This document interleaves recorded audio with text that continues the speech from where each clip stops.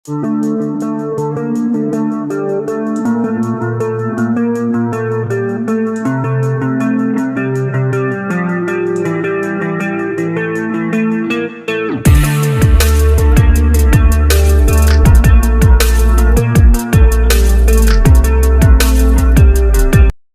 kasih. Yang pertama bahwa korban ini berangkat ke Malaysia pada tahun 2019 dan itu pemberangkatan ke sana keluarga pun tidak mengetahui, sehingga ketika tiba di Malaysia dikabarkan bahwa mereka tiba-tiba sudah sampai Malaysia, sehingga pada Januari 2021 tiba-tiba kemudian kita mengetahui yang bersangkutan meninggal dunia di Malaysia. Dan setelah kita meminta perlindungan dari beberapa pihak ya, dan kita menemukan fakta bahwa memang korban ini berangkat di Malaysia itu melalui jalur non prosedural, sehingga dengan demikian bahwa pemberangkatan ke Malaysia ini dengan kemudian menyandang status sebagai tenaga kerja di sana, jelas bahwa ini adalah suatu perbuatan melawan hukum ya, yang dilakukan oleh oknum tertentu yang menyalurkan. Sehingga dengan demikian selain kami telah melayangkan surat untuk meminta perlindungan, dan kami juga melaporkan kepada pihak kepolisian untuk mengusut tuntas ya dugaan tindak pidana perdagangan orang terhadap korban. Sehingga pada hari ini dari semua komunikasi yang ada diputuskan untuk dipulangkan, yang ditangani langsung oleh Kementerian Luar Negeri dan beberapa jajarannya. Mungkin kita nama lengkap, umur berapa? Asal Aberlai Nasio itu adalah nama korban dan umurnya 22 tahun.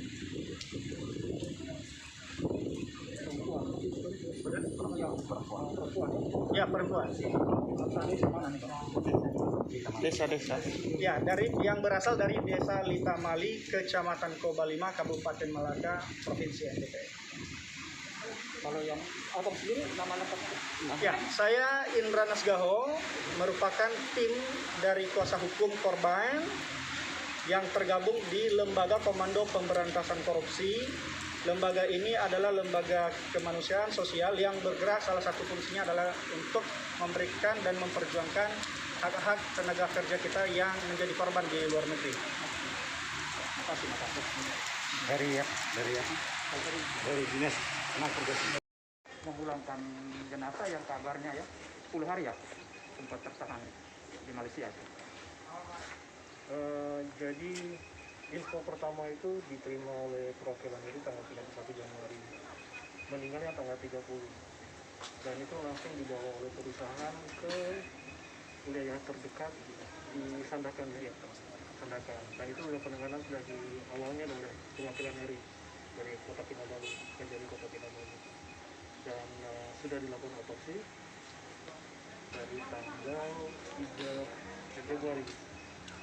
Dan sekarang jenazah dibawa pulang. Tapi laporan medis itu sesuai aturan tempat akan dikeluarkan 50 hari sejak kapal-kapal ini dilakukan. Dari Kementerian Luar Negeri di mana? Apa yang diupayakan? Memulangkan sampai ke mana? Jadi sesuai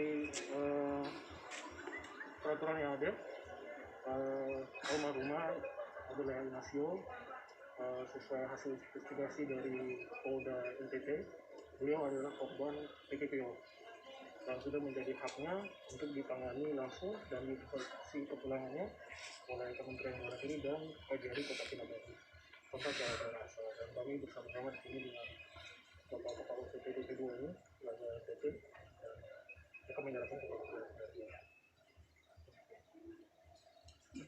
Pak, dengan Pak PP2 Ya. mungkin terkait dengan ini bisa digambarkan sedikit untuk tenaga kerja migran ini seperti apa ini? Karena satu lagi nih yang meninggal.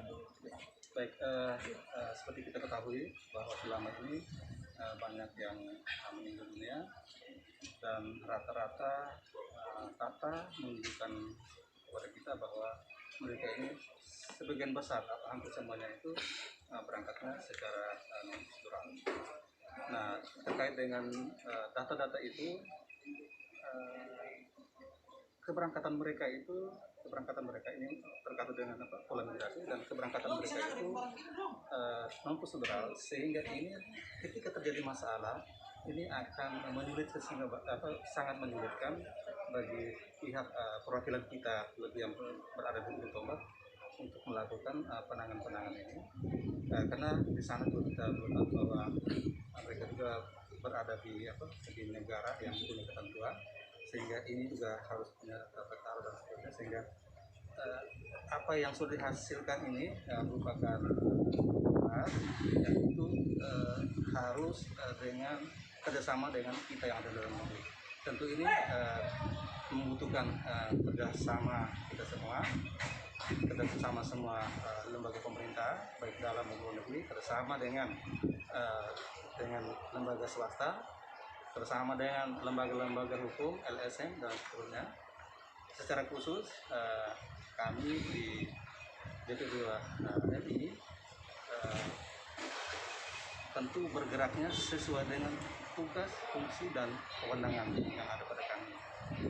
Bapak Kepala Badan memberi perhatian penuh pada masalah ini, sehingga beliau selalu berpetunjuk dan juga memonitor pelaksanaan ini. Jenazah yang tiba ini gimana? Apakah sudah prosedur atau prosedural? Jenazah yang tiba ini adalah tidak terdampar. Walaupun demikian, saya harus katakan bahwa apapun status keberangkatannya, dia warga negara Indonesia untuk bekerja ke luar negeri, mereka tetap melakukan migran. Dengan demikian, kehadiran negara wajib. Itu korban trafficking kan?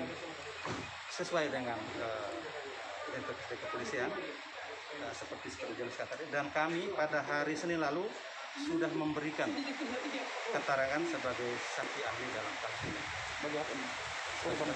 Sebagai saksi ahli untuk proses ini. Jadi kita berharap ini proses tetap berjalan sampai kepada penuntutan seterusnya, dan kiranya menjadi efek jerak bagi pihak-pihak yang memberangkatkan secara non-prosedural kepada warga Indonesia, khususnya warga Nusa Tenggara Timur, sehingga mudah-mudahan mengurangi korban. Nah, dari Nakerta sendiri tahu tidak? Memang kami juga ada posko satgas sebenarnya di Bandara Sari yang mulai aktif tahun 2017. Memang selama ini kita mencegah mereka keluar negeri atau keluar daerah yang non prosedural. Tapi mungkin ini lepas dari itu sebenarnya. Memang tim kami itu dari pagi jam 5.30 sampai dengan jam pemberangkatan terakhir memang standby terus di bandara. Karena beberapa modus dari anak-anak ini kadang mereka itu perginya kan tidak melalui non prosedural, sembunyi-sembunyi lah gitu, tidak menggunakan bahwa itu. Memang ini kan kadang permainan daripada pecalang sebenarnya. Kita pemerintah provinsi sudah memberikan perhatian yang sangat besar sekali terhadap anak-anak kita yang mau bekerja di luar negeri. Sampai Pak Gubernur memberikan kebijakan untuk moratorium FPMI. Dalam arti bahwa bukan melarang beliau keluar negeri, bukan, tapi mereka membatasi orang-orang untuk luar negeri yang tidak punya keterampilan. Tapi yang sudah punya keterampilan untuk prosedur yang resmi tentu akan diizinkan untuk keluar daerah dari itu. Tahu nggak bahwa korban ini meninggal gimana? Kita koordinasi baik dengan ini BP2 ini. Memang kita satu tugas fungsi sama dengan kita kan bidang kerjaan. Salah satu fungsi kita berkoordinasi dengan BP2 ini. Sama ini yang PT yang menyelenggarakan pemberangkatan adalah BP2 ini. Tapi kita ada juga di provinsi ada namanya salah satu kantor itu LTSA. Di situ kami bergabung dengan BP2 ini, kemudian dengan ini BPJS Kesehatan, tenaga kerja dengan lab kesehatan lengkap kita yang mau sudah ada. Kita dalam rangka untuk memberikan perlindungan kepada anak kita yang berangkat ke luar negeri. Dengan kata siapa namanya?